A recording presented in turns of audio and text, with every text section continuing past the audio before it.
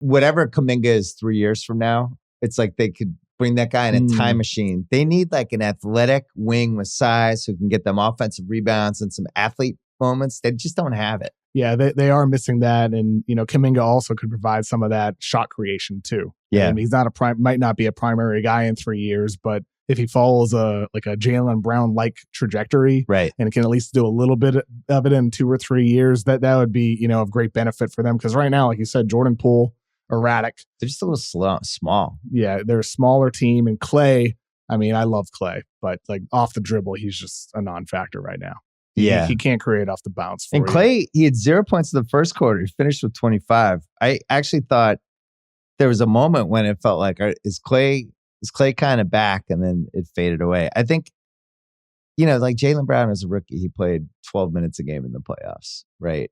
Tatum in that 2018 playoffs, I think he was playing like 27, 28, and they desperately needed him to take over in the series, and he just wasn't ready yet. He was young. Kuminga's, I think, further away than both of those guys. But if you're a Warriors fan, or if you ran the Warriors, or you're one of the owners or whatever, would you feel like you might have left the title on the table here by not making a move at the deadline? Like you're a guy short, and would you redo that? If the whole goal is to win a title, you think like the Lakers traded away 130 picks for Anthony Davis for the bubble title, and now they're in shambles for the rest of the decade. If I was a Warriors fan, I don't think they realized they were going to be this close to a title. Could Miles Turner have helped this team? Of course.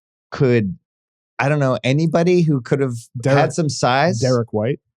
Mm-hmm. Could he have helped the team? So like the Warriors front office, they talked about it before the finals when they did some of their when they're doing their victory laps about how smart they were that they kept the young guys together. Everybody said I shouldn't be running pick and roll, even though they're running like 30 plus pick and rolls per game for Steph. But ultimately though, for Golden State though, I was on the side of don't trade these guys unless it's like a no-brainer deal, and I think if you're the Warriors, who would have made sense to trade for? Like you said, Turner might have helped. Maybe if you just flip one of them. Could you have gone for a Bradley Beal? Maybe not, because he dealt with that wrist injury. He was hurt anyway. He was hurt. Yeah. He didn't look like anywhere near the same guy. So I don't know who was the option aside from like some high-end role players. Well, what type of player is it? Is it for instance, could they have gotten Jason Richardson? Now they're not Jason Richardson. Josh Richardson. Josh sound like my dad. Yeah. It is like 12:30 night. But like even like a Josh Richardson, I guess the issue for them is every guy they add. Josh Richardson really swinging your title odds? No, I'm trying to think of guys who were available at the deadline though. I guess it was pretty slim pickings. Yeah, that's what I mean. Like I just don't know who the option was that made sense on mortgaging your future for increased title odds now when it doesn't necessarily increase title odds. Like Kuminga, Moody, Poole, these guys could be really what create. How about Larry Nance? Yeah, somebody like that would have helped a lot. Covington? But like the fact is for the Warriors though, Covington would have been interesting. Well, you mentioned the Patriots earlier, and Tom Brady sustaining success. Yeah. For a team like that, they were able to sustain success because they continue to invest in their future. Same thing with the Spurs. So for the Warriors, even though it does hurt title odds this season, they're of a mindset, well, we're trying to win for the next 5, 10. And whether that's right or wrong, you can argue either way because like you said, they may not be back here again. Yeah. Like there's no guarantees of that, right? Like we know that again, like with Tom Brady, how long did it take after their third Super Bowl to win another one? It was 10, 11 years. Mm-hmm.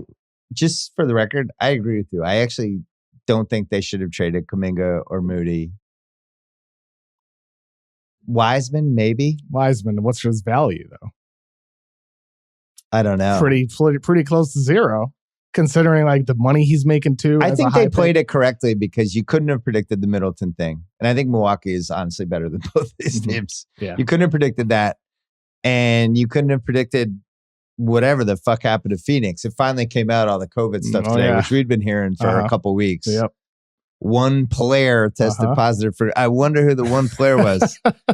Just look at the box score. Yeah. But yeah, you have those two moments and all of a sudden they're playing for the title. But I wonder if they're in like a 2008 Lakers kind of moment where the Lakers made that Gasol trade. got a couple breaks when all of a sudden they're in the finals, but you could tell they didn't have the right roster yet. And maybe the same thing for the Warriors. I think the thing. By the way, they can still win it. As we said, they can still win it. Like they may not have needed to make a move. Right. Yeah. I'm just thinking I'm trying to think if I was a Warriors fan. Oh, you'd be pissed What off. would I be thinking about tonight? Would I be mad they didn't make a trade? Would I be mad at the refs?